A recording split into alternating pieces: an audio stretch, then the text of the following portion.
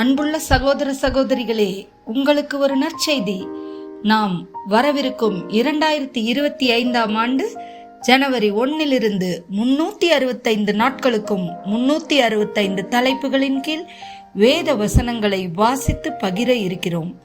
நீங்கள் இதை அனுதினமும் கேட்டு தியானித்து ஆசீர்வாதத்தை பெற்றுக்கொள்ளுமாறு கேட்டுக்கொள்கிறோம். அது மட்டுமல்ல, இதை சப்ஸ்கிரைப் செய்து உங்கள் நண்பர்களிடமும் பகிர்ந்து கொள்ளுமாறு அன்புடன் கேட்டுக்கொள்கிறோம். நன்றி.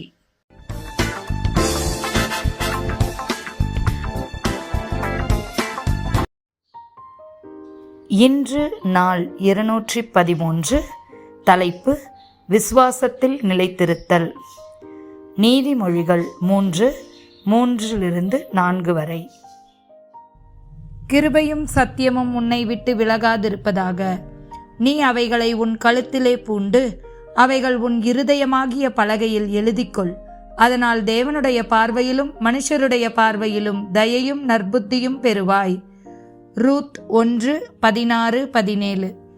அதற்கு ரூத், நான் உம்மை பின்பற்றாமல் உம்மை விட்டு திரும்பி போவதை குறித்து என்னோடே பேச வேண்டாம். நீர் போகும் இடத்திற்கு நானும் வருவேன், நீர் தங்கும் இடத்திலே நானும் தங்குவேன். உம்முடைய ஜனம் என்னுடைய ஜனம், உம்முடைய தேவன் என்னுடைய தேவன். நீர் மரணமடையும் இடத்தில் நானும் மரணமடைந்து அங்கே அடக்கம் பண்ணப்படுவேன். மரணமே அல்லாமல் வேறொன்றும் உம்மை விட்டு என்னை பிரித்தால் கர்த்தர் அதற்கு சரியாகவும் அதற்கு அதிகமாகவும் எனக்கு செய்ய கடவார் என்றாள். சங்கீதம் 101:6. தேசத்தில் உண்மையானவர்கள் என்னோடே வாசம் பண்ணும்படி என் கண்கள் அவர்கள் மேல் நோக்கமாயிருக்கும். உத்தமமான வழியிலே நடக்கிறவன் என்னை சேவிப்பான். மத்தேயு 6:24. 2 எஜமான்களுக்கு ஊழியம் செய்ய ஒருவனாலும் கூடாது. ஒருவனை பகைத்து ஒருவனை சிநேகிப்பான், அல்லது ஒருவனை பற்றி கொண்டு மற்றவனை அசட்டை பண்ணுவான். தேவனுக்கும் உலகப் பொருட்களுக்கும் ஊழியம் செய்ய உங்களால் கூடாது. யாக்கோபு 1:8. இருமனமுள்ளவன் தன் வழிகளிலெல்லாம் நிலையற்றவனாய் இருக்கிறான். லூக்கா 16:10.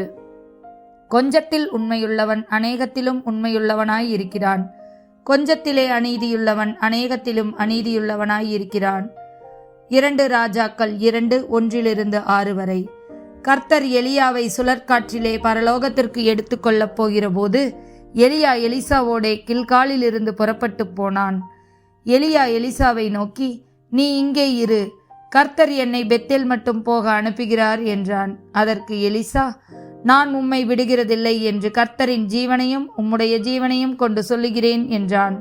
அப்படியே இருவரும் பெத்தேலுக்கு போனார்கள். அப்பொழுது பெத்தேலில் இருந்து தீர்க்கதரிசிகள் புத்திரர் எலிசாவின் இடத்திற்கு வந்து, இன்றைக்கு கர்த்தர் உனக்கு தலைமையாய் இருக்கிற உன் எஜமானனை உன்னை விட்டு எடுத்துக்கொள்வார் என்பது உனக்கு தெரியுமா என்றார்கள். அதற்கு அவன், எனக்கு தெரியும், சும்மா இருங்கள் என்றான். பின்பு எலியா அவனை நோக்கி, எலிசாவே, நீ இங்கே இரு, கர்த்தர் என்னை எரிகோ மட்டும் போக அனுப்புகிறார் என்றான். அதற்கு அவன், நான் உம்மை விடுகிறதில்லை என்று கர்த்தருடைய ஜீவனையும் உம்முடைய ஜீவனையும் கொண்டு சொல்கிறேன் என்றான். அப்படியே அவர்கள் எரிகோவிற்கு வந்தார்கள்.